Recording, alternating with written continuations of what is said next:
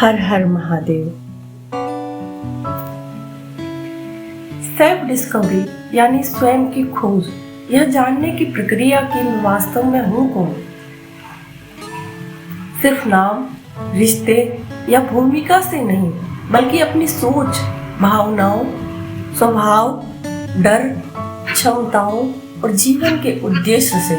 हममें से ज्यादातर लोग जीवन दूसरों की अपेक्षाओं के अनुसार जीते हैं, कभी समाज के लिए, कभी परिवार के लिए और कभी परिस्थितियों के लिए। ऐसे में हम धीरे धीरे खुद से दूर होते चले जाते हैं। सेल्फ डिस्कवरी वह क्षण है जब इंसान बाहर की दुनिया से ध्यान हटाकर अपने भीतर की ओर देखना शुरू करता है।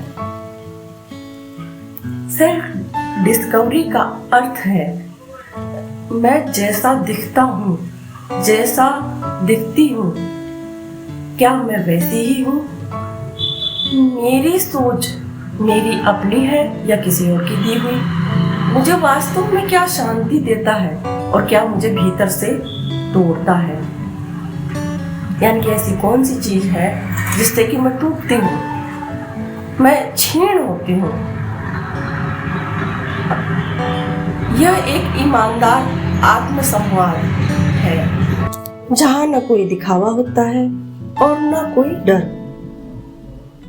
जब तक हम खुद को नहीं जानते, तब तक हम दूसरों के निर्णयों पर चलते रहते हैं। सेल्फ डिस्कवरी हमें अपने डिसीजन खुद लेने का साहस देती है। अंदर की बेचैनी अक्सर इसीलिए होती है क्योंकि हम अपनी भावनाओं को दबाते रहते हैं।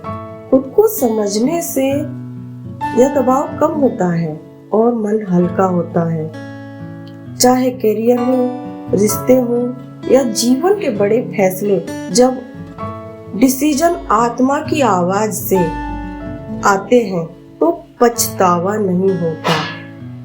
थोड़ा सा अकेलापन और मौन हमें खुद से जोड़ता है। बाहरी शोर कम होता है, तब भीतर की आवाज सुनाई देने लगती है।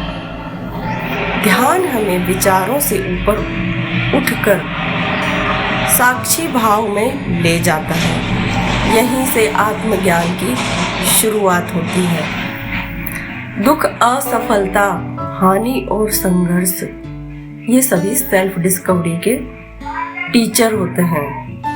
कई बार टूटने के बाद ही इंसान खुद को पहचान पाता है।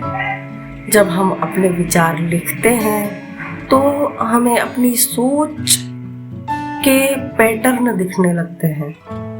यह स्वयं को समझने का एक सरल और प्रभावी तरीका है। आध्यात्मिक मार्ग पर चलने वाले लोगों के लिए सेल्फ डिस्कवरी केवल मनोवैज्ञानिक प्रक्रिया नहीं, बल्कि आत्मिक जागरण है।